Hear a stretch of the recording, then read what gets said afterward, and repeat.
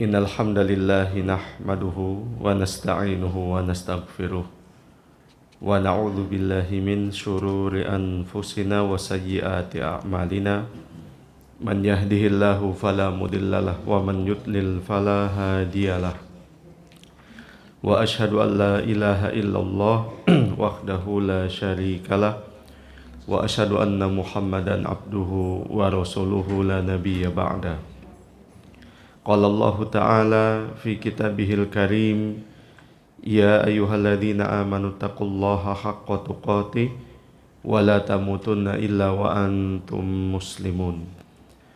Allahumma salli wa sallim ala nabiyyina Muhammadin wa ala alihi wa sahbihi ajma'in. Allahumma alimna ma yanfa'una wa anfa'na bima alamtana, Rabbana zidna ilman warzuqna fahman. Jamaah kaum muslimin dan muslimat yang dimuliakan Allah Tabaraka wa Ta'ala, pada hari yang sejuk, meskipun sedikit kita ditemani gemericik gerimis, namun tanpa membuat gentar semangat kita untuk memakmurkan rumah Allah Tabaraka wa Ta'ala yang mulia ini. Kemudian kita manfaatkan beberapa menit ke depan bersama-sama menapak tilas kehidupan pemimpin tauladan qudwah Nabi kita Muhammad bin Abdullah al-Hashimi al-Qurashi sallallahu alaihi wasallam. Semoga temu, jumpa dan majelis ini diberkahi dan diridhoi oleh Allah Tabaraka wa Ta'ala. Jemaah sekalian yang berbahagia, pada hari ini kita akan menapak tilas babak baru di tahun baru, bukan tahun Masehi, tapi tahun perjalanan Nabi alaihi salatu wassalam, yaitu tahun Hijriyah. Kalau pada pertemuan sebelumnya kita sedikit mengupas, menyelami, mendalami peristiwa yang terjadi di tahun kelima, khususnya peristiwa perang Ahzab atau perang Al-Khandaq, begitu dramatis, mengharu biru perjuangan kaum muslimin yang dikepung dari berbagai arah mata angin. Namun kendati demikian, Allah Tabaraka wa Ta'ala la ta'khudhuhu sinatu wa la naum, memberikan bantuan sehingga kemenangan bisa diraih oleh kaum muslimin. Nabi alaihi salatu wassalam di tahun berikutnya, yaitu tahun ke-6, sebagai manusia biasa, termasuk juga para sahabatnya radhiyallahu ta'ala anhum, memiliki kerinduan yang mendalam dimanapun mereka berada, namun hati tetap tertambat pada kampung halaman. Setiap detik kenangan tidak pernah dilupakan oleh mereka kaum muslimin, para muhajirin radhiyallahu ta'ala anhum ajma'in, termasuk Nabi kita Muhammad sallallahu alaihi wasallam. Tumbuh kembang di sana, menghirup udara, merasakan tanah yang kering, yang basah, dan seluruh cerita lembaran demi lembaran terdapat di kota Mekah. Saat itu diiringi pula mimpi Nabi alaihi salatu wassalam yang kemudian diabadikan Allah Tabaraka wa Ta'ala dalam surat Al-Fath ayat 27, laqad sadaqallahu rasulahu ru'ya bil haqq. Allah Subhanahu wa Ta'ala sungguh akan membuktikan kepada Rasulnya tentang kebenaran mimpi. Apa mimpi yang dilihat oleh Nabi alaihi salatu wassalam? Dalam mimpinya tersebut, la tadkhulunnal masjidal haram. Kamu, wahai Rasulullah sallallahu alaihi wasallam dan para sahabat, pasti akan memasuki Masjidil Haram insyaallah, dengan izin Allah, atau jika Allah menghendaki, aminina muhallikina ru'usakum wa muqassirina la takhafun, dalam keadaan menggundul rambut ataupun memendekkannya, sedang kamu tidak merasa ketakutan. Nabi alaihi salatu wassalam menyampaikan ini kepada para sahabatnya radhiyallahu ta'ala anhum ajma'in. Kita ketahui jamaah sekalian, mimpi para nabi itu benar, betul tidak? Sedangkan mimpi selain nabi bisa benar, bisa juga permainan syaitan. Tinggal bagaimana kita menyikapinya. Dan jangan sampai kita menggantungkan harapan semuanya dari mimpi. Sampai rizki kita pun tergantung dari mimpi. Mimpi apa semalam? Apakah mimpi bertemu harimau, ular, kemudian pasang nomor sekian? Kita menggantungkan itu semua ke dalam mimpi. Itu masa lalu jamaah sekalian. Yang sudah biarlah berlalu, sekarang kita tatap masa depan. Kembali lagi, Nabi SAW menyampaikan mimpinya itu kepada para sahabat radhiyallahu taala anhum ajmain. Betapa tidak bergembira, disambut sukacita yang gembira oleh para sahabat, khususnya kalangan muhajirin. Mereka tergambar dalam benak dan juga pandangan betapa rindu akan kampung halaman. Sudah memiliki satu cerita, padahal belum lagi mereka menginjakkan kaki di kota Mekah, tanah kelahiran. Sudah ada keinginan, sudah ada rencana begini dan begitu. Demikianlah yang dirasakan oleh Nabi SAW, khususnya para sahabat radhiyallahu taala anhum, lebih khusus lagi kalangan muhajirin. Keluarlah Nabi pada awal bulan Dzulqa'dah tahun ke-6 Hijriah. Nabi SAW orang yang cerdas. Pengalaman dari tahun ke tahun, tahun pertama, tahun kedua sampai tahun kelima kemarin, masih banyak kiranya musuh-musuh Islam yang senantiasa mengintai. Nabi tidak mau perjalanannya mengalami sebuah aral rintangan yang tiba-tiba nanti disergap khususnya oleh musuh yang begitu kesumat dari kalangan Quraisy. Nabi meminta bantuan yang bernama Bishr bin Sufyan al-Atki dari suku Khuza'ah. Suku Khuza'ah adalah suku yang bersekutu dengan kaum muslimin di kota Madinah. Sebaliknya, orang Quraisy juga punya sekutu, namanya Bani Bakar.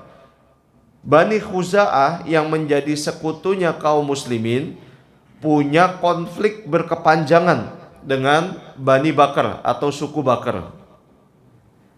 Kembali lagi, Bishr bin Sufyan yang berasal dari Khuza'ah, Khuza'ah termasuk sekutunya kaum muslimin, diminta oleh Nabi SAW untuk mengintai dan memata-matai gerak-gerik orang-orang Quraisy dalam perjalanannya di awal tahun ke-6 Hijriah bulan Dzulqa'dah ini.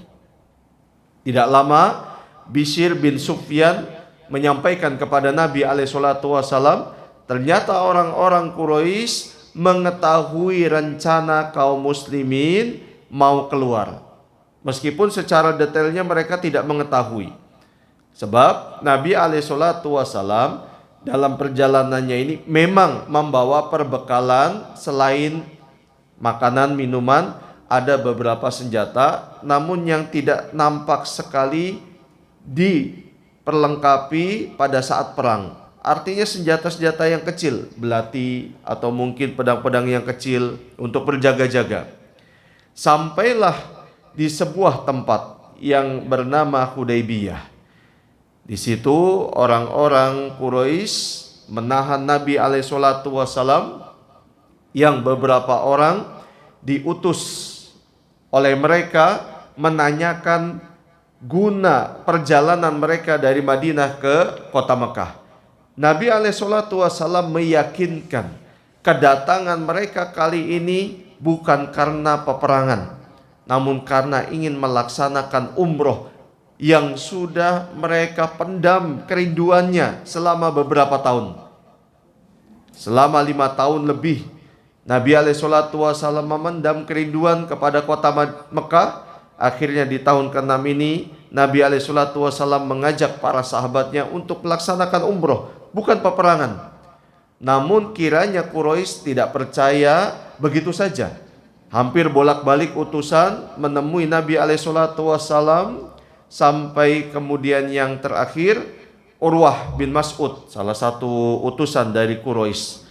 Urwah bin Mas'ud ini termasuk utusan yang sedikit punya cerita mengenai interaksinya dengan Nabi alaihissalam dan juga kaum muslimin. Karena Urwah ini termasuk orang yang berani, sampai-sampai Urwah memegang jenggotnya Nabi yang begitu lebat, karena jenggotnya Nabi itu lebat sekali. Lalu ditepis oleh sahabat Mughirah bin Syu'bah radhiyallahu taala anhu seraya mengatakan, lepaskan tangan kamu dari janggut Nabi alaihissalam. Dia gak terima Nabi diperlakukan demikian. Yang namanya Urwah bin Mas'ud. Urwah bin Mas'ud melihat pemandangan yang tidak pernah dia saksikan seumur hidup. Padahal dia ini orang yang selalu melanglang buana keluar kota Mekah, Syam, Yaman, Romawi, sudah dikelilingi dan disambangi oleh Urwah bin Mas'ud. Tapi tidak pernah mereka melihat pemandangan yang begitu luar biasa yang tidak pernah dia lihat pada saat melihat Raja Romawi diperlakukan rakyatnya, Raja Persia diperlakukan rakyatnya. Apa yang disaksikan oleh Urwah bin Mas'ud terhadap kejadian yang dialami Nabi alaihissalam dan para sahabatnya radhiyallahu taala anhum ajmain. Kata Urwah, ketika Nabi alaihissalam melaksanakan wudu, mengambil air wudu, para sahabat kemudian berebutan untuk menampung percikan air yang jatuh dari tubuhnya Nabi alaihissalam. Mereka saling berebutan mengambil berkah dari air yang jatuh dari jasad Nabi alaihissalam. Bahkan yang lebih dari itu jamaah sekalian, Nabi alaihissalam ketika ludahnya Nabi menjadi rebutan para sahabat, kemudian mereka usap di sekujur tubuh. Itu ludahnya Nabi jamaah. Kalau ludah saya bagaimana? Jamaah sekalian, siap-siap saya mau meludah. Ya, tidak ada keberkahan jamaah. Karena Nabi alaihissalam, diri beliau dari kepala sampai kaki itu memang dianugerahkan oleh Allah Subhanahu wa taala memiliki keberkahan. Ada seorang wanita tua, dia menyiapkan sebuah botol di bawah ranjangnya Nabi alaihissalam guna menampung setiap tetesan keringat Nabi alaihissalam. Ketika Nabi terbangun lalu menanyakan, "Mabaluki, apa yang kamu lakukan?" "Saya menampung keringat Anda wahai Nabi untuk saya jadikan minyak wangi." Dan dibiarkan oleh Nabi alaihissalam. Karena keringatnya Nabi memang wangi, tidak perlu pakai minyak wangi. Beda dengan keringat kita. Itu bisa menimbulkan efek yang jerah. Na'udzubillah min dzalik. Kembali lagi jamaah sekalian, Urwah melihat pemandangan yang luar biasa. Sampai ludahnya Nabi alaihissalam jadi rebutan dan diusap untuk tubuh para sahabat. Urwah pun cerita kepada teman-temannya orang-orang Quraisy. Sampai kemudian terjadilah sebuah butir-butir perjanjian. Yang sebelumnya Utsman bin Affan diutus oleh Nabi alaihissalam untuk memastikan dan meyakinkan orang-orang Quraisy kalau kedatangan mereka bukan untuk perang tapi untuk melaksanakan umroh. Sebelumnya yang diutus Umar. Kata Umar, "Ya Rasulullah, wahai Nabi, Anda tahu saya ini orangnya temperamen. Tidak ada satupun orang di Mekah yang suka sama saya. Dikhawatirkan malah nanti terjadi madorot. Hijrahnya para sahabat kan diam-diam. Dikala malam gelap gulita, sudah tidak ada lagi manusia yang pada saat itu terbangun, tertidur lelap. Disitulah para sahabat. Beda sama Umar. Dia malah datangi orang-orang Quraisy ke Masjidil Haram, ditantang. "Nih saya Umar, saya mau hijrah. Silakan, siapa yang mau menghalangi saya?" Beda. Nabi pun alaihissalam memahami. Diperintahkanlah Utsman bin Affan. Karena Utsman ini banyak saudaranya dan memang sangat terkenal. Beliau itu orang yang murah senyum dan sangat pemalu. Sampai malaikat saja itu malu ketemu sama Utsman bin Affan radhiyallahu taala anhu. Utsman kemudian mentaati perintah Nabi alaihissalam. Sesampainya di sana ditunggu lama oleh para sahabat. Sampai sahabat juga manusia, sama seperti kita. Mereka menduga-duga sebagian, jangan-jangan Utsman sudah tawaf. Lalu Nabi alaihissalam mengatakan, tidaklah demikian perangainya Utsman bin Affan. Hati-hati terhadap prasangka kalian. Nah, ini mengajarkan kita supaya jangan banyak prasangka.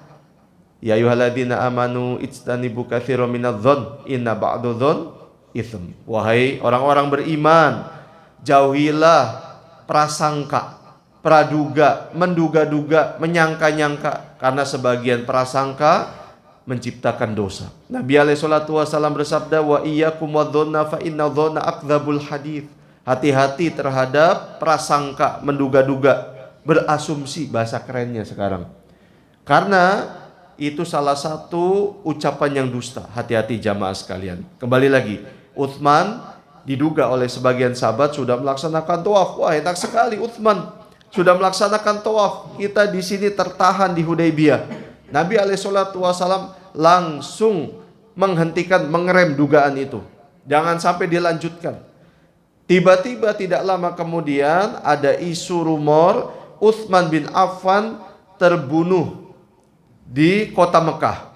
Nabi alaihissalam kemudian mengajak para sahabat untuk berbaiat, yang kita kenal dengan Bai'atur Ridwan.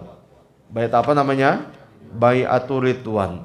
Allah abadikan dalam surat Al-Fat juga ayat 118 sampai 21. Ayat 18 sampai 21, di sana Allah tabaraka wa taala meridhoi orang-orang yang membaiat Nabi alaihi salatu wasallam, membela, melindungi segenap jiwa, harta, diri Nabi alaihi salatu wasallam, dan juga agama Allah subhanahu wa ta'ala ini.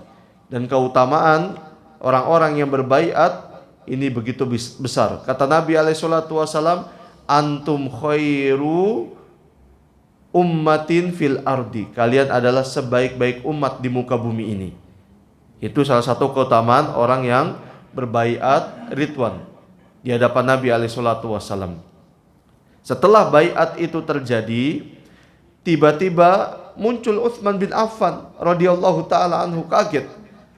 Sebagian yang menduga Utsman bin Affan sudah melaksanakan tawaf atau umroh dengan sempurna, mereka kemudian tidak berhenti sampai di situ, menyampaikan kembali unek-uneknya. Wah, enak sekali Anda wahai Utsman, kamu sudah tawaf.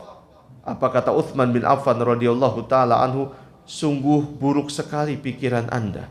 Seandainya saya tinggal selama 1 tahun di kota Mekah, sedangkan Nabi alaihissalam berada di sini atau di kota Madinah, saya tidak akan pernah tawaf kecuali bersama Rasulullah sallallahu alaihi wasallam. Lihat Utsman bin Affan, tidak aji mumpung jamaah sekalian, tidak mengambil kesempatan dalam kesempitan. Kalau kita kan mungkin berbeda. Selama kita masih punya kesempatan, sikut kanan, sikut kiri, tendang depan, tendang belakang, kenapa tidak? Kan demikian. Namun tidak terjadi pada diri Utsman bin Affan radhiyallahu taala anhu. Beliau tahu sahabat-sahabatnya tertahan di Hudaybiyah. Kekasihnya Rasulullah sallallahu alaihi wasallam masih di Hudaybiyah. Bagaimana mungkin saya merasakan kesenangan, kenikmatan, kebahagiaan, tapi mereka dalam keadaan duka dan lara? Tidak demikian yang terjadi pada diri Utsman bin Affan radhiyallahu taala anhu. Tidak lama Utsman bin Affan datang pula beberapa utusan Quraisy. Tidak diperkenankan, kata mereka, kesepakatan dengan tokoh-tokoh Quraisy. Suhail bin Amr, salah satu utusan Quraisy. Namun akhirnya Nabi alaihissalam menerima keputusan tersebut. Daripada memaksakan malah nanti timbul madorot lebih besar, akhirnya menerima keputusan itu, yang lahirlah sebuah perjanjian yang dikenal dengan Sulhul Hudaybiyah. Perjanjian Hudaybiyah.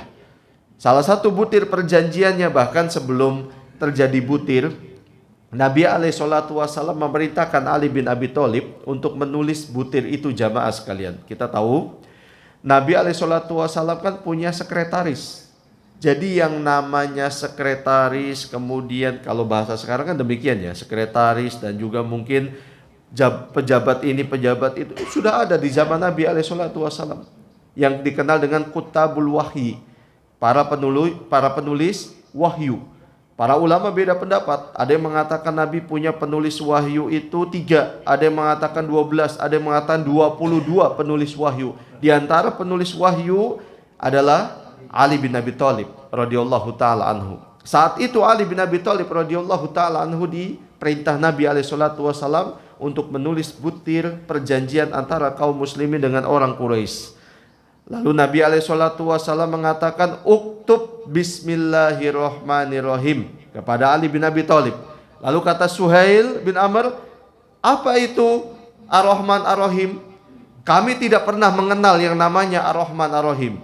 Cukup tulis bismika Allahumma, dengan namamu ya Allah. Orang Quraisy tahu nama Allah, tapi nama Allah yang lain Ar-Rahman Ar-Rahim mereka nggak tahu. Makanya kata Suhail bin Amr, cukup tulis dengan bismika Allahumma. Tulis wahai Ali bin Abi Thalib. Di peristiwa pertama ini Umar udah mulai gejolaknya. Tahu sendiri Umar jamaah sekalian. Pas ditulis pada kalimat berikutnya tulis lagi wahai Ali, ini adalah perjanjian antara Muhammad Rasulullah dan Suhail bin Amr. Kata Suhail, tunggu dulu. Kalau seandainya saya bersaksi kamu itu adalah utusan dan seorang rasul, nggak mungkin kami akan memerangi kamu. Nggak mungkin saya berada di hadapan kamu untuk melakukan perjanjian ini. Jangan tulis, cukup tulis nama kamu saja. Ya sudah. Ini adalah perjanjian antara Muhammad bin Abdillah dan Suhail bin Amr. Wah, udah mulai level 2 gejolaknya Umar bin Khattab. Lalu terjadilah sebuah butir-butir yang menjadi puncak klimaks. Umar bin Khattab sudah nggak bisa menahan lagi. Apa tindakan yang beliau ambil? Nanti setelah kita bacakan butir. Yang diantara butir-butirnya adalah keduanya sepakat, kaum muslimin dan orang Quraisy gencatan senjata selama 10 tahun. Kemudian siapa saja yang datang kepada Muhammad dari kalangan Quraisy tanpa izin walinya wajib dikembalikan lagi. Sedangkan siapa saja yang datang kepada Quraisy dari kalangan pengikut Muhammad, Quraisy nggak wajib mengembalikan. Adil nggak? Secara kasat mata dan juga zahirnya kan nggak adil. Kalau orang Quraisy atau kalangan mereka tanpa seizin wali datang kepada Nabi SAW harus dikembalikan. Sedangkan kalau dari kalangan Rasulullah SAW datang ke Quraisy nggak wajib dikembalikan. Zahirnya nggak adil ini. Kita lanjutkan kembali. Kemudian tidak ada pencurian dan pengkhianatan. Di sini dia nggak boleh mencuri dan nggak boleh mengkhianati perjanjian ini. Kemudian siapa saja yang ingin bergabung dengan Muhammad dipersilahkan, dan siapa saja yang ingin bergabung dengan Quraisy juga dipersilahkan. Di sini kemudian Khuza'ah mengikrarkan diri secara resmi mereka ingin bergabung dengan Rasulullah SAW. Sebaliknya musuh bebuyutannya siapa tadi? Suku Bakar atau Bani Bakar, mereka mengikrarkan diri sebagai sekutunya siapa? Quraisy. Mulai gejolak level tingginya Umar bin Khattab. Selesai nih ceritanya. Kemudian Suhail bin Amr pas sudah menandatangani, tiba-tiba anaknya yang bernama Abu Jandal datang menemui Nabi SAW dalam keadaan tangan terbelenggu, tangan terantai. Karena dia sudah masuk Islam.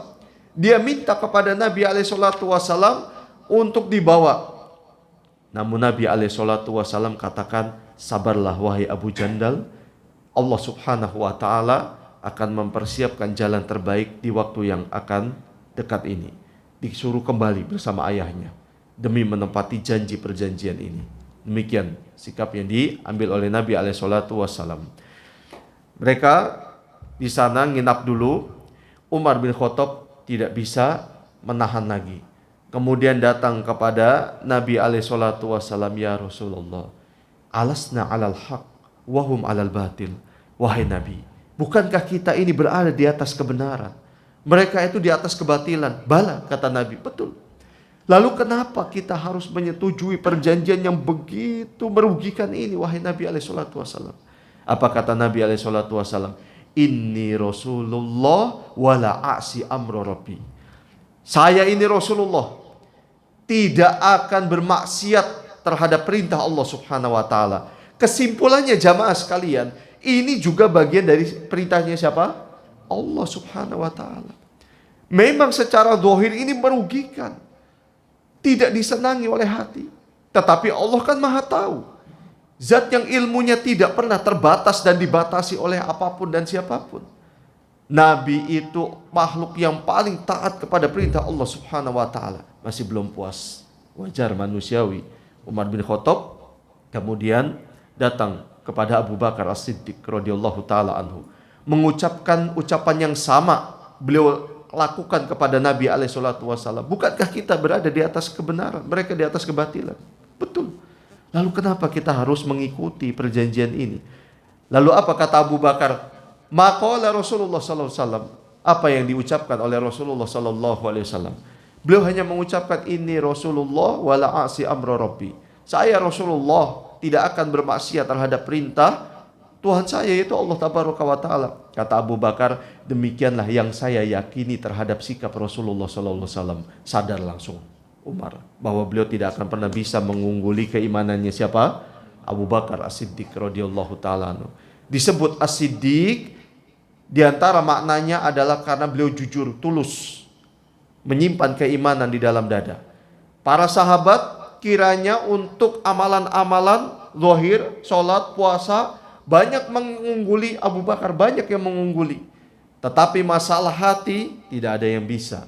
Tidak ada yang bisa. Dan kata para ulama, orang paling mulia setelah Rasulullah SAW adalah Abu Bakar As-Siddiq.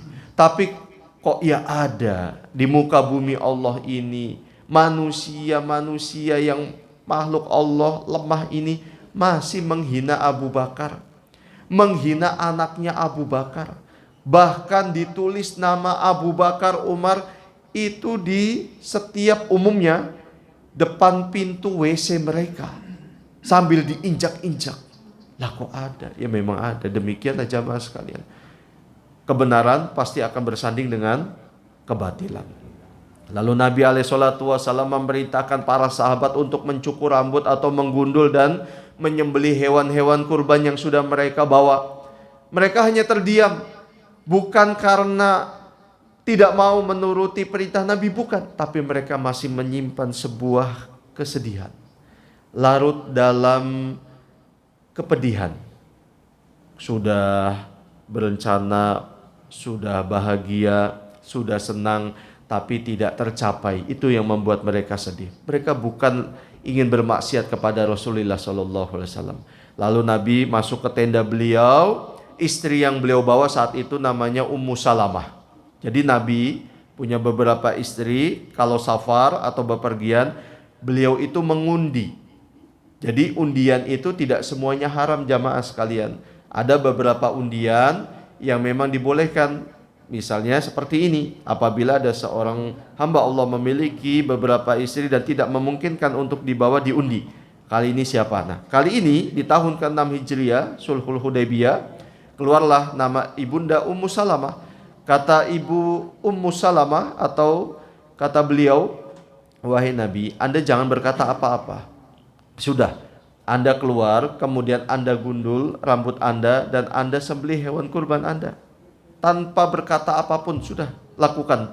Nabi menurut. Nabi jamaah sekalian. Kalau kita kan, kamu perempuan tahu apa, kan demikian umumnya jamaah. Tapi Nabi SAW, kalau beliau mau, beliau melakukan apapun bisa, karena beliau seorang pemimpin, seorang Nabi. Namun tidak, beliau ingin mengajarkan umatnya, diantaranya kita, alangkah pentingnya sebuah musyawarah. Kadang-kadang kebenaran itu kan terlontar dari lisan orang lain, betul nggak jamaah sekalian?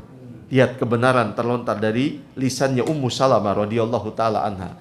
Langsung dipraktekkan apa yang disarankan oleh istri beliau Ummu Salamah radhiyallahu anha. Beliau memanggil tukang cukurnya, menggundul, dilihat oleh segenap mata para sahabat.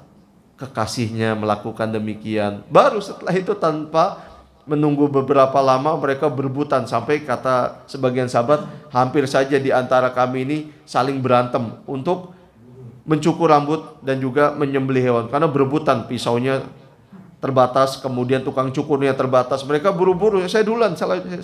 Kalau bahasa kita demikian. Demikian sahabat jamaah sekalian, hatinya itu begitu murni. Mereka itu nggak mau bermaksiat, tapi mereka hanya larut dalam kesedihan saja. Setelah mereka melihat pemandangan yang luar biasa dari kekasihnya, mereka langsung melaksanakan apa yang dilakukan oleh Nabi Shallallahu Alaihi Wasallam. Setelah itu kembali lagi ke kota Madinah. Ya sudah, yang terjadi biarlah terjadi, karena bisa jadi ini adalah bagian dari takdir Allah Subhanahu Wa Taala. Tidak semua yang kita inginkan itu didapatkan jamaah sekalian, tidak semua. Ma kullu ma yatamannal mar'u yudrikuhu tajri riyah bima la tashtahi sufun. Tidak setiap apa yang diinginkan manusia itu dia dapatkan. Tajri riyah, angin akan terus berhembus meskipun kapal tidak mau berlayar. Sak bodoh kalau bahasa kita mungkin. Mau berlayar ataupun tidak berlayar, angin akan terus berhembus. Dia akan mengikuti takdir dari Allah Subhanahu wa taala. Demikian kehidupan ini. Jangan sedih, jangan murung, jangan larut dalam kesedihan. Pasti di balik itu semua ada hikmah yang Allah siapkan. Apa yang kita benci, bisa jadi di balik itu semua ada kebahagiaan, ada kemaslahatan. Apa yang kita suka, bisa jadi di balik itu semua ada madorot. Bisa jadi jamaah sekalian. Pelajaran penting yang bisa kita ambil dari peristiwa perjanjian Hudaybiyah ini, yang pertama adalah diutusnya Bishr bin Sufyan sebagai intelijen, padahal ia adalah seorang musyrik.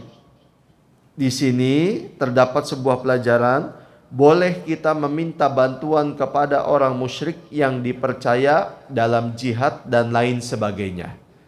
Ini salah satu keutamaan manfaat kita belajar sirah nabawiyah. Dari situ kita bisa melihat apa saja yang kita butuhkan lalu kita bisa terapkan dalam kehidupan sehari-hari. Salah satunya boleh ternyata kita meminta bantuan kepada orang kafir, orang musyrik dengan syarat dia bisa dipercaya. Dia tidak menimbulkan madorot kepada kaum muslimin dan agama Islam ini. Boleh. Contohnya Bishr bin Sufyan al-Atki yang diminta oleh Nabi SAW bantuannya untuk memata-matai dan sebagai informan. Yang kedua, dalam perjalanan ini Nabi menggunakan unta beliau yang bernama Qaswa, yang tadi tidak saya ceritakan, tidak apa-apa, mungkin pelengkapnya di pelajaran penting. Nabi itu punya beberapa unta. Qaswa, Hatba, yang paling cepat Qaswa, yang tidak pernah dikalahkan oleh unta-unta lain. Tapi pernah suatu hari untanya Nabi Qaswa yang terkenal kecepatannya dikalahkan oleh unta seorang Arab Badui. Sedih semua sahabat. Kata Nabi SAW, kenapa kalian sedih? Jadi Allah ingin memberikan pelajaran, jangan kalian itu mengkultuskan sesuatu selain siapa? Allah Subhanahu wa taala. Itu maksudnya. Allah takdirkan Qaswa, untanya Nabi ini kalah supaya mereka itu tidak mengkultuskan untanya Nabi. Jangan. Nabi juga punya keledai, tahu keledai? Keledai itu perkawinan, ya keledai. Salah satu keledai Nabi itu namanya Duldul. Setelah Nabi SAW meninggal, kemudian Duldul ini dimanfaatkan oleh sahabat Utsman bin Affan, kemudian Ali bin Abi Thalib radhiyallahu taala anhuma. Jadi Nabi juga punya beberapa kekayaan. Kuda, kemudian unta, diantaranya Qaswa, dan di tahun ini yang dibawa adalah Qaswa. Suatu hari Qaswa mogok, nggak mau jalan. Kaget para sahabat. Kemudian seolah-olah menyalahkan Qaswa, untanya ini, karena menghalangi perjalanan Nabi dan menghambat waktu yang harusnya mereka sudah sampai cepat. Gara-gara Qaswa, lalu waktu makin bertambah. Nabi SAW kemudian mengingatkan para sahabat, ini bukan sifatnya Qaswa seperti ini. Qaswa seperti ini itu dilakukan oleh penciptanya sendiri. Siapa? Allah Subhanahu wa taala. Jadi ada dua pelajaran penting yang ingin disampaikan oleh Nabi. Yang pertama, meskipun Qaswa ini makhluk dari kalangan hewan, tidak berarti kita semena-mena menyalahkan hewan jika memang dia tidak melakukan kesalahan. Hewan jamaah sekalian, tidak boleh kita semena-mena terhadap mereka, berbuat zalim. Yang kedua, menyandarkan semuanya kepada kekuatan Allah Subhanahu wa taala. Indah tidak agama Islam jamaah? Indah sekali bagi mereka yang mau mendalami dan menyelami. Yang berikutnya, pelajaran penting ketiga, di sana ada yang namanya sholat khauf yang tadi saya tidak ceritakan. Nabi melaksanakan sholat khauf ketika mendengar ada isu Utsman bin Affan telah terbunuh. Namanya sholat khauf. Untuk teknisnya tanyakan kepada pemateri fikih. Kemudian yang berikutnya, keempat, cintanya sahabat Rasulullah Sallallahu Alaihi Wasallam dan penghormatannya yang sangat luar biasa. Tadi saya ceritakan mengenai persaksian langsung Urwah bin Mas'ud, sampai ludahnya saja dijadikan rebutan oleh para sahabat radhiyallahu taala anhum ajmain. Ludahnya Nabi. Ingat, Nabi itu dianugerahkan oleh Allah tubuh yang baik. Keringatnya pun keringat yang wangi. Ludahnya pun ludah yang wangi tentunya. Beda dengan ludah kita jamaah sekalian. Kemudian yang berikutnya, kelima, dalam proses negosiasi, para sahabat melakukan hal yang tidak biasanya mereka lakukan ketika Rasulullah SAW membuang ludah. Ini yang tadi saya sampaikan. Tujuan dari semua itu adalah untuk membangkitkan amarah musuh dan memperlihatkan penghormatan sahabat terhadap Rasulullah SAW. Ingin memperlihatkan kepada Urwah bin Mas'ud, kan karena kata Urwah, kalian, kalimat ini ditujukan kepada para sahabat, kalian akan melihat orang yang kalian hormati ini, maksudnya Rasulullah SAW, akan mengalami kegagalan. Kalian akan menyesal mengikuti orang ini, maksudnya begitu. Orang ini yang dimaksud siapa tadi? Nabi Muhammad SAW. Lalu Nabi ingin menunjukkan bagaimana cintanya para sahabat yang tidak dibuat-buat, tidak disetting. Beda dengan zaman sekarang, banyak settingan. Bahasa anak sekarang tuh gimmick. Tahu gimmick jamaah? Nanti tanya sama putra-putri Anda, cucu Anda, gimmick. Banyak settingan, bohongan. Tidak. Langsung diperlihatkan oleh Nabi SAW. Salah satunya adalah beliau saat meludah, kaget langsung Urwah bin Mas'ud. Wah, ini sudah bukan hal biasa lagi. Ini bukan settingan betulan. Sampai ludah menjadi rebutan para sahabat radhiyallahu taala anhum ajmain. Yang berikutnya, pentingnya perilaku serta pengaruhnya yang lebih besar daripada ucapan. Terkadang orang itu tidak melihat apa yang diucapkan, tapi apa yang dilakukan. Betul nggak jamaah sekalian? Orang banyak bicara, mudah-mudahan kita semua termasuk yang berbicara ini bisa mengamalkan apa yang disampaikan. Terkadang orang hanya melihat omdo katanya, omong doang, tapi tidak bisa dipraktekkan. Dia hanya bisa mengatakan tapi tidak bisa dipraktekkan. Naudzubillah min dzalik. Semoga kita termasuk hamba Allah yang bisa mengamalkan ilmu yang kita dapat. Yang berikutnya, ketika Utsman datang terlambat, sebagian kaum muslimin menduga bahwa ia sedang melakukan tawaf di Ka'bah. Namun Rasulullah SAW menyanggah pendapat mereka dan berkata, aku rasa dia tidak akan melakukan hal itu karena kita masih tidak dibolehkan masuk ke Baitul Haram.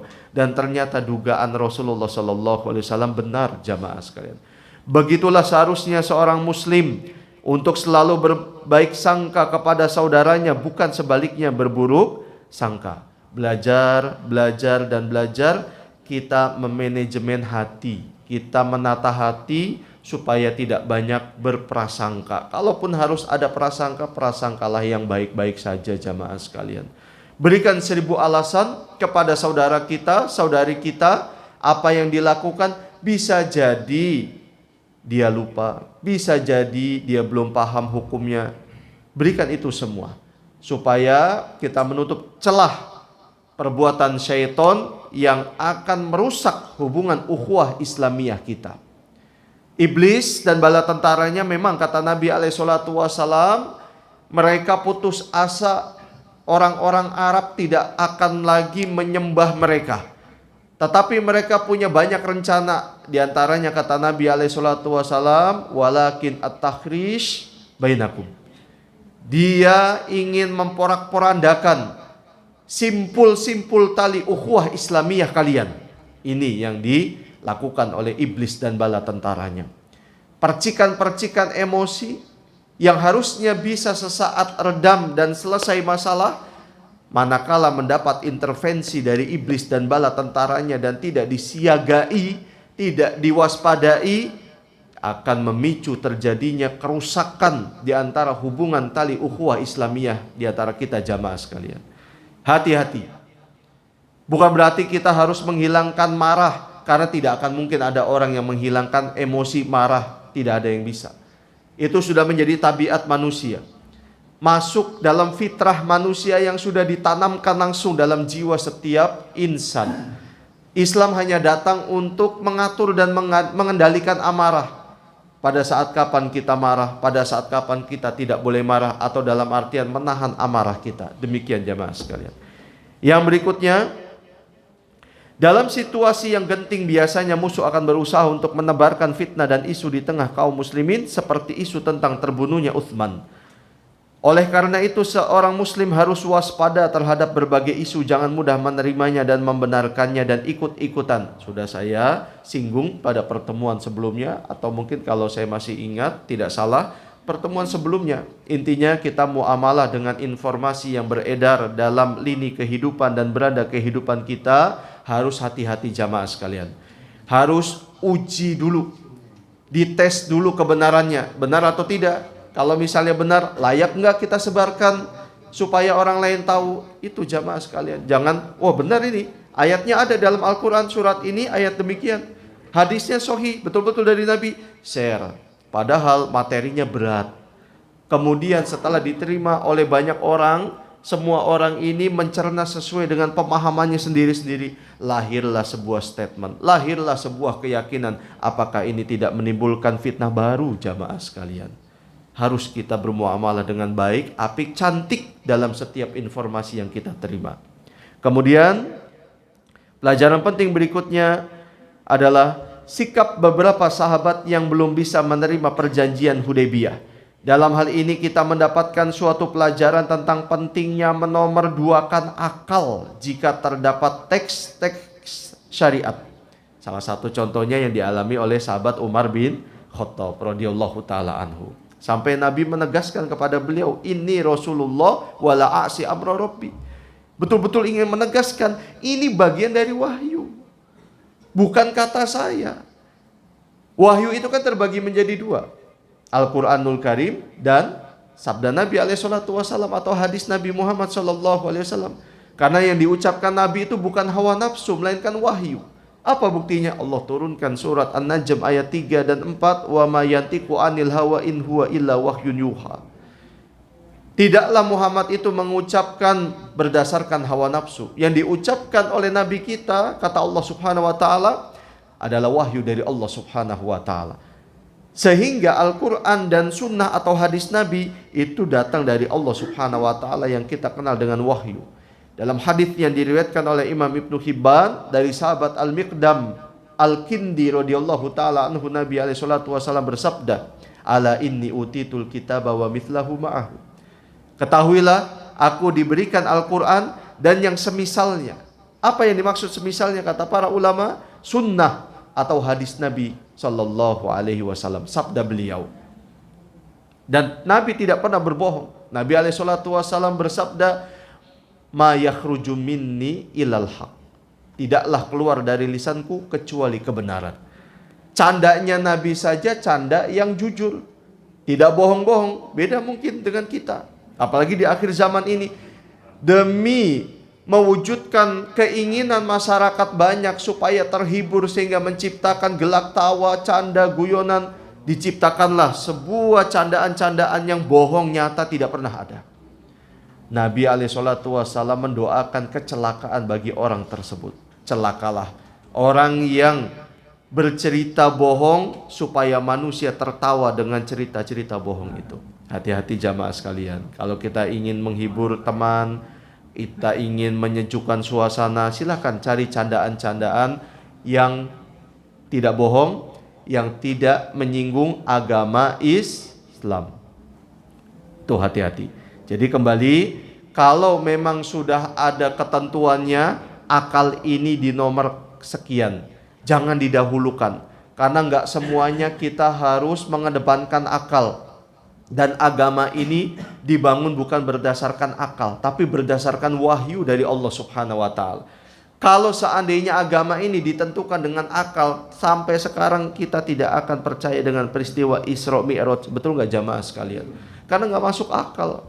Akal nggak bisa nerima. Bagaimana mungkin tahun masih di gurun pasir, belum ada kendaraan, belum ada pesawat, lalu kendaraan pun hanya sekedar kuda, burung unta, dan burung unta bisa dinaikin ya? Bisa ya? Unta, kemudian dan lain sebagainya. Lah kok bisa dari Mekah ke Baitul Maqdis cuma dalam beberapa saat, kemudian naik ke atas? Wah, nggak mungkin, nggak masuk akal. Ini kalau kita mengedepankan akal. Tapi kalau kita mengedepankan nih yang ada di hati, iman, insya Allah. Jangankan seperti itu, yang lebih dahsyat dari itu pun kita akan terima. Umar bin Khattab pernah berhadapan dengan Hajar Aswad. Tahu Hajar Aswad nggak jamaah? Nah, batu hitam. Kenapa dinamakan Hajar Aswad? Karena hitam. Hajar itu batu. Hajar bukan hajar bahasa kita jamaah ya. Hajar itu batu. Kemudian Aswad hitam.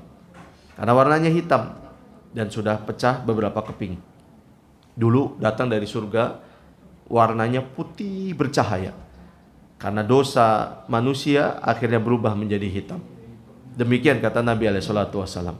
Berhadapan dengan Hajar Aswad. Lalu kata Umar bin Khattab, inni la'alam annaka hajarun la tadur wa la tanfa. Saya ini tahu persis kamu itu hanya sebuah batu yang tidak bisa menimbulkan madorot dan memberikan manfaat. Saya tahu persis. Laula anni ra'aitu Rasulullah sallallahu alaihi wasallam qabbalak ma qabbaltu. Kalau seandainya saya tidak pernah melihat Rasulullah sallallahu alaihi wasallam menciummu, saya tidak akan mencium kamu. Lihat, ini dia hebatnya para sahabat jamaah sekalian. Dalam masalah agama, mereka itu tidak mengedepankan akal, tidak mengedepankan perasaan, apalagi yang penting niat saya baik. Ingat, diterimanya amal ibadah harus terpenuhi dua syarat, ikhlas dan sesuai dengan contoh Nabi SAW. Ada orang sholat subuh 3 rakaat, boleh apa tidak? Tidak boleh. Kenapa? Karena memang dari sananya Nabi menerima dari Allah Subhanahu wa taala ya 2 rakaat. Jangan karena perasaan kita kasihan, teman-temannya 4 rakaat, saya tambahin 2 boleh nggak? Ya jangan, nggak boleh. Ini sudah menjadi ketentuan dari Allah Subhanahu wa ta'ala. Inilah jamaah sekalian pelajaran penting yang bisa kita ambil dari tahun 6 Hijriah, dikenal dengan Sulhul Hudaybiyah atau Perang Hudaybiyah. Hudaybiyah itu nama sebatang pohon yang ada di Hudaybiyah, kurang lebih 22 km arah barat dari kota Mekah, dan masih dinamakan dengan Hudaybiyah. Ini namanya Hudaybiyah. Pohon tersebut pernah ditebang oleh Umar bin Khattab radhiyallahu taala anhu. Kenapa? Karena kita tahu kaum muslimin kan semakin banyak di seluruh penjuru dunia.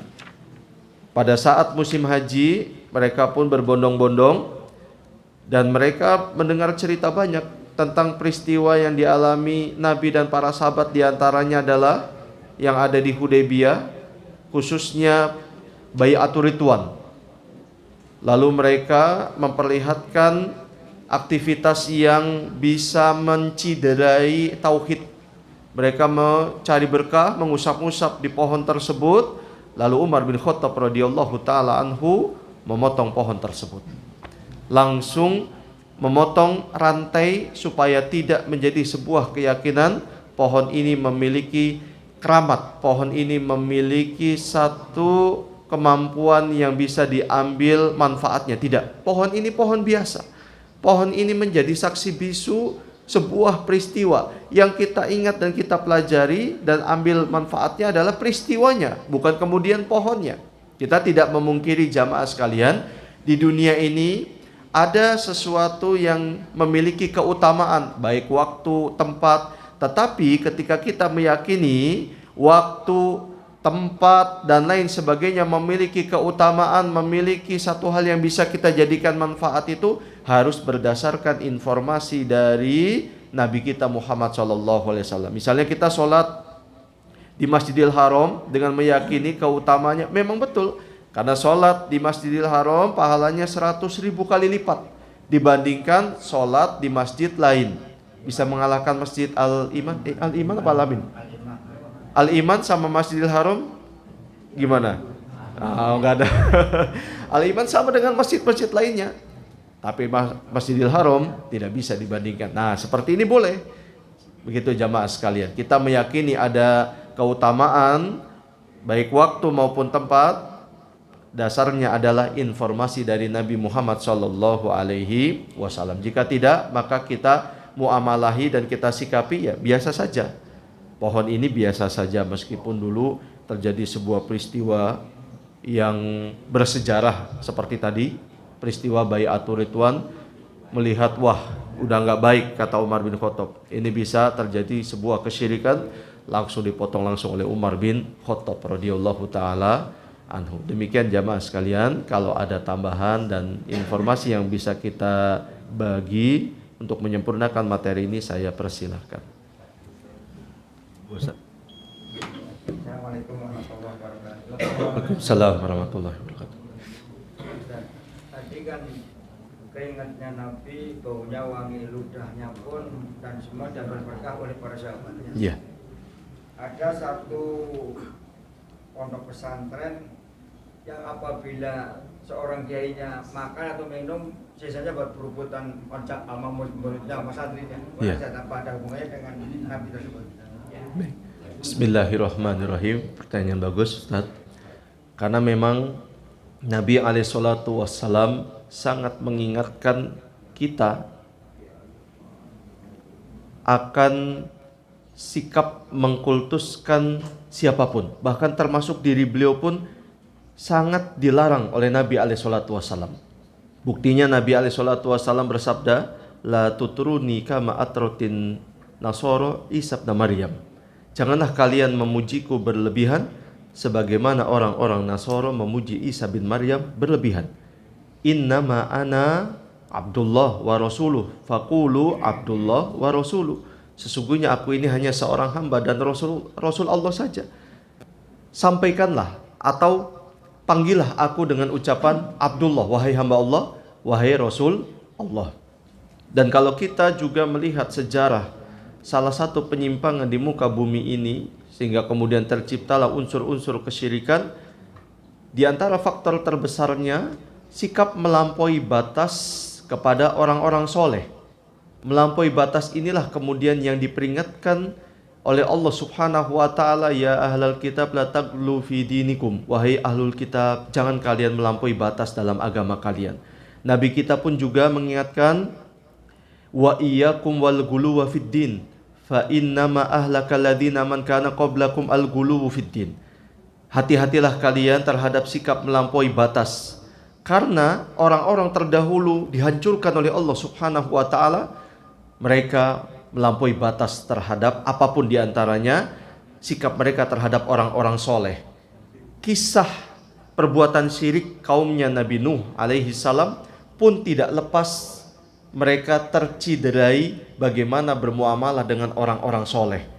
Awalnya mereka hanya mengingat kelahiran orang-orang soleh terdahulu, kemudian disusupi bisikan oleh iblis untuk membuat patung, kemudian didatangi patung-patung itu setiap tahun, sampai kemudian akhirnya mereka menjadikan patung itu sesembahan selain Allah Subhanahu wa taala.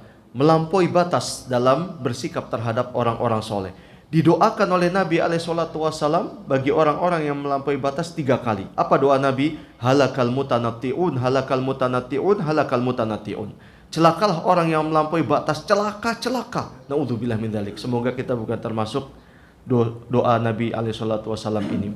Jadi kalau kita mengumpulkan semua data-data ini, mungkin kiranya lebih aman tidak kita lakukan. Kalau kita ingin mengambil manfaat keberkahan, maka ambillah dari ilmu dan majelis ilmu orang soleh tersebut, baik guru kita atau siapapun kita.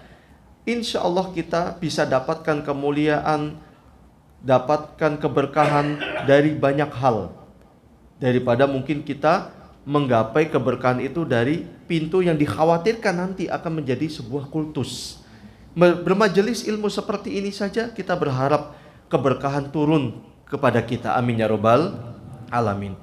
Kita berharap kepada Allah Subhanahu wa taala kemuliaan kita dapatkan sebagai tambahan dan apa bahasa kita, sebagai tambahan dari saldo rekening akhirat kita. Jangan sampai rekening dunia saja kita perhatikan. Berkurang sedikit nangis, nggak keluar seminggu, nggak mau makan. Giliran saldo rekening akhiratnya berkurang, biasa-biasa saja, B saja kalau kata anak sekarang. Naudzubillah min dzalik. Gitu Ustaz. Barakallahu fikum. Monggo Pak. Sana dulu. Ada. Mana dulu? Apa sweet apa bagaimana? Oh, yang dekat dulu. Monggo. Mengenai tadi Pak Ustaz kan disebutkan boleh minta bantuan Ya. orang muslim. Pertama batasannya apa saja. Ya. Kemudian ingin saya tahu itu orang yang muslim yang dimintai bantuan itu tuh termasuk bagian daripada kaum muslimin atau orang dari pihak luar atau itu. Baik. Bismillahirrahmanirrahim. Para ulama rahimahumullah, semoga Allah membalas kebaikan mereka, perjuangan mereka, ilmu, waktu, tenaga yang mereka tumpahkan dan curahkan untuk kemaslahatan Islam dan kaum muslimin. Tertuang semua di dalam buku-buku fikih tentang jihad diantaranya dan lain sebagainya.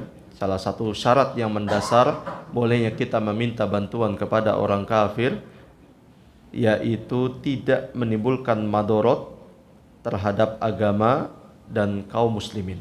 Itu syarat yang mendasar. Artinya orang tersebut dipercaya. Apakah kemudian kita harus robek dadanya, kita lihat kebenarannya? Tidak, kita lihat dari unsur keseharian dan apa yang dominan pada dirinya. Jika memang dalam penilaian kita sebagai seorang manusia dengan kapasitas yang sudah maksimal menilai orang ini memiliki sebuah kepercayaan yang bisa dipegang oleh kita, maka boleh kita minta bantuan untuk menciptakan kemaslahatan bagi kaum muslimin sebagaimana yang dilakukan oleh Nabi SAW kepada Bishr bin Sufyan al-Atqi.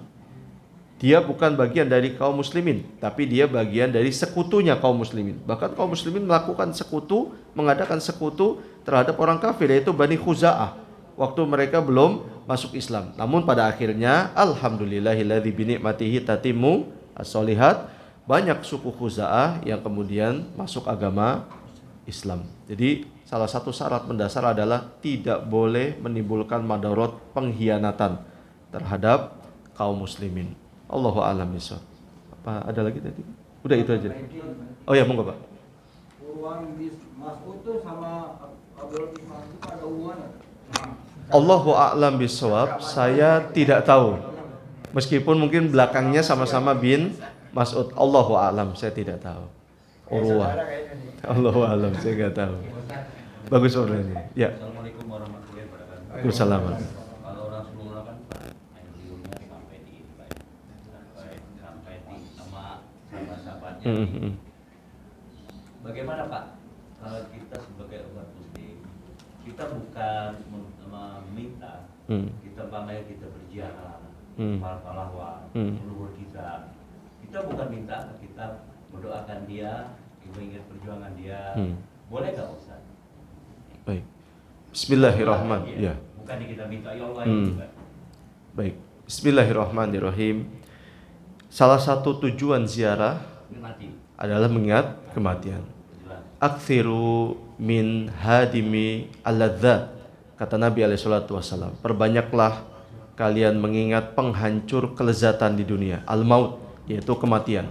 Salah satu wasilah dan tempatnya adalah ke kuburan. Di situ kita akan kembali. Harta kekayaan sudah tidak akan lagi berguna jika kita tidak manfaatkan dalam kebaikan. Jika memang tujuan ziarah adalah mengingat kematian, kita mendoakan kepada orang tersebut, apalagi itu sanak famili, kerabat, tentu lebih utama orang tua, kakek, nenek, dan orang-orang yang pernah berjasa, maka demikianlah yang disyariatkan, demikianlah yang dianjurkan. Kita lakukan apa yang memang diperintahkan Allah Tabaraka wa Ta'ala, perintah dari Nabi SAW. Kita menziarahi orang-orang yang memang pernah kita kenal, atau ziarah secara umum kaum muslimin, itu pun tak mengapa, dengan tujuan tadi yaitu mengingat kematian, mendoakan mereka secara umum dan lain sebagainya. Allahu a'lam. Bagus sekali pertanyaannya. Satu lagi, monggo. Mungkin pertanyaan terakhir, Ayamul Bid 13, 14, 15 jatuh pada hari Jumat, Sabtu, Minggu. Kalau minggunya kita ganti dengan hari Senin, apakah masih termasuk Ayamul Bid? Bismillahirrahmanirrahim. Pertanyaan bagus dari siapa? Oh, dari Ibu. Barakallahu fikunna. Para ulama rahimahumullah menjelaskan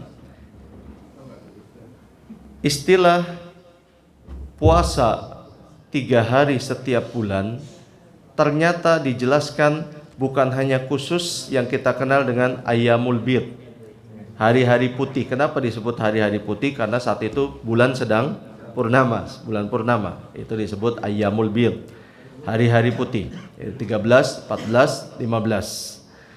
Namun Nabi alaihissalam secara umum kepada sahabat Abu Hurairah radhiyallahu taala anhu, ketika wasiat yang beliau berikan kepadanya, yaitu sahabat Abu Hurairah radhiyallahu taala anhu, jangan engkau tinggalkan puasa 3 hari setiap bulan. Nah, di sini para ulama kemudian mengambil kesimpulan bentuknya umum, sehingga 3 hari ini boleh saja di awal bulan, di tengah bulan yang mungkin kita kenal dengan 13, 14, 15, atau di akhir bulan, atau selang-seling. Yang penting intinya adalah 3 hari setiap bulan. Jumat, Sabtu, Ahad misalnya. Ahadnya mungkin kita ada kepentingan, hari Seninnya, maka berdasarkan penjelasan para ulama ini diperbolehkan. Alhamdulillah perkara ini sangat-sangatlah luas sekali. Intinya adalah 3 hari. Barakallahu fikunna. Bagus sekali. Cukup? Baik. Kesimpulannya jamaah sekalian, semoga tahun ke-6 Hijriah di mana peristiwa tersebut terjadi yang dikenal dengan perjanjian Hudaybiyah memberikan tambahan wawasan keislaman kita, sikap para sahabat dengan peristiwa tersebut lalu kita praktekkan dalam kehidupan sehari-hari. Semoga bermanfaat. Mohon maaf apabila ada tutur kata maupun sikap yang kurang berkenan. Wa sallallahu wasallam ala nabiyyina Muhammad wa ala alihi wa sahbihi ajmain. Subhanakallahumma wa bihamdika asyhadu an la ilaha illa anta astaghfiruka wa atubu ilaik. Assalamualaikum warahmatullahi wabarakatuh.